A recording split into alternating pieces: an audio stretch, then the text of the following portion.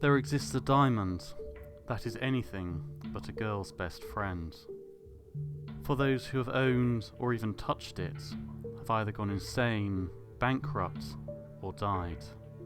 One of its most famous victims is none other than Marie Antoinette, who, along with her husband, King Louis XVI, was beheaded after coming into possession of the cursed stone. Join us as we discuss the curse of the Hope Diamond.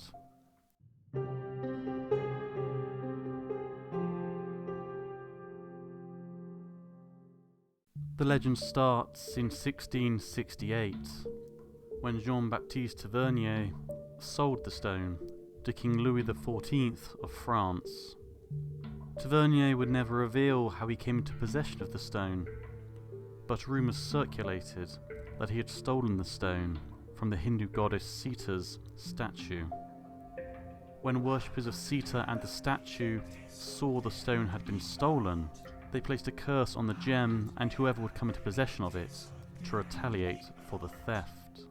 This would be the start of a curse that would bring death, tragedy and ruin to the lives of those who owned it for the next 500 years.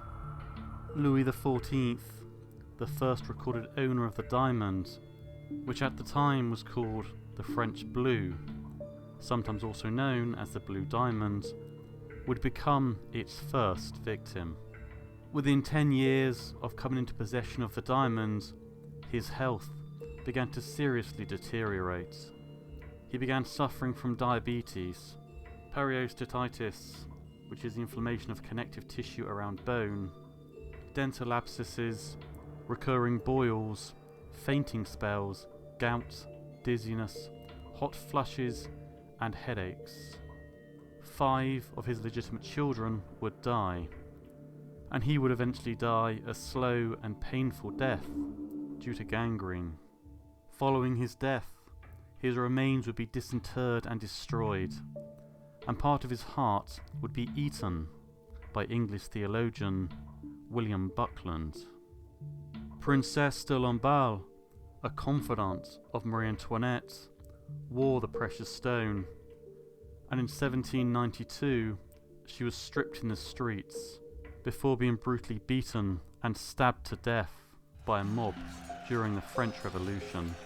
Her corpse was then mutilated, beheaded, and her head was placed upon a pike and paraded through the streets, while her dead body was dragged behind. In 1793, King Louis XVI and Marie Antoinette, the most famous owner of the Hope Diamond, were both beheaded. The diamond was stolen during the French Revolution and recut by Wilhelm Fals to disguise its identity. After he cut the stone, he was murdered by his own son, Hendrik, who then stole and sold the stone. Hendrik Fals then gave the diamond to a man named Francis Bewley in payment of a debt.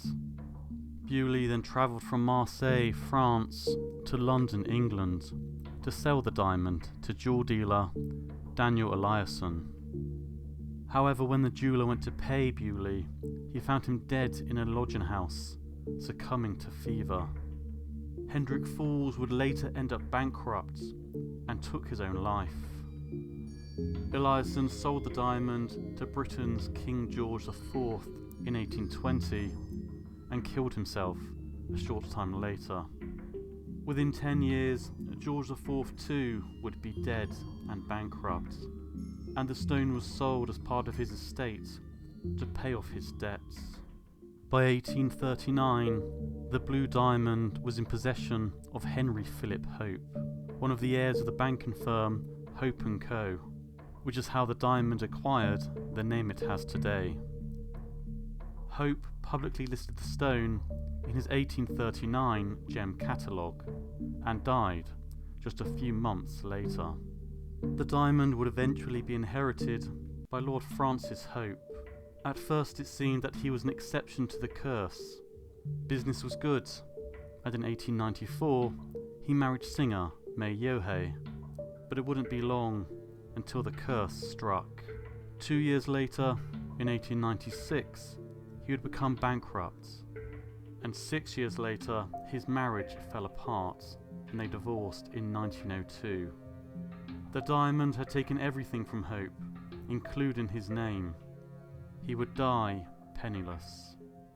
The diamond continued to find new owners, leaving a trail of death, misfortune and tragedy in its wake.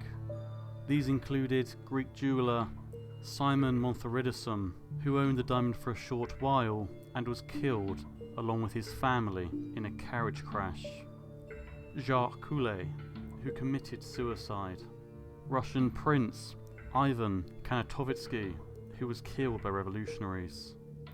And Turkish Sultan Abdul Hamid, who bought it as a gift for his favourite concubine, Sabaya. Within a year, he had stabbed Sabaya to death and had been dethroned.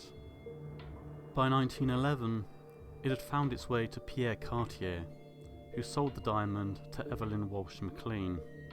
This was when the Hope diamond cemented its place as one of the most cursed diamonds in history. She told Cartier that objects usually considered bad luck turn into good luck totems for her. Nonetheless, she insisted the diamond be blessed by the church before she would buy it. So, in a church, the diamond was placed on a velvet cushion, awaiting a blessing.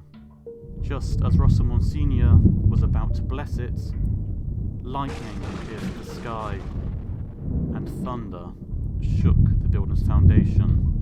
McLean took it as a sign, but as a sign of good luck. When May Yohe publicly warned Evelyn about the diamond after seeing her wearing it in the newspapers, Evelyn insisted the diamond brought her good luck. Evelyn McLean eventually bought the diamond, but her belief in her ability to turn cursed objects into good luck charms would turn out to be a mistake that had fatal consequences for her and her family. In 1919, the McLean's firstborn son, Vincent, died in a car crash when he was only 9. He was struck by a car and killed whilst crossing Wisconsin Avenue in front of their house. In 1930, the iconic Washington Post, that at the time was owned by the McLeans, went into receivership and was sold to trustees. In 1931, the McLean marriage ended after her husband, Edward McLean, left her for another woman.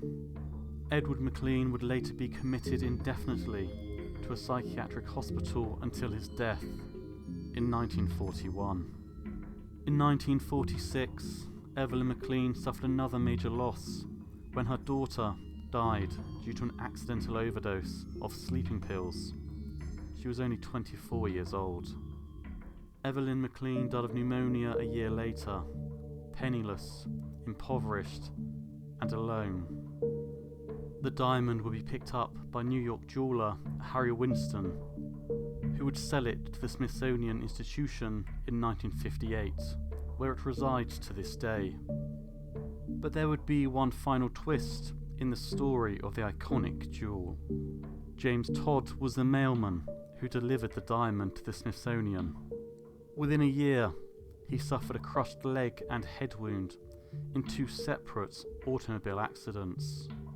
His wife died of a heart attack, his dog was strangled to death on his leash, and Todd's Seat Pleasant, Maryland home was burned down by fire. So how do we explain the curse of the Hope diamond? Was the curse the result of its theft from its rightful home in India? Or was it the constant cutting and reshaping of the stone by greedy merchants to sell on to vain owners that evoked an ancient wrath beyond our comprehension? Or is this all just one 500-year coincidence? After all, the Smithsonian is in one piece. But is this because the Smithsonian is finally showing the precious stone the deference and respect it deserves?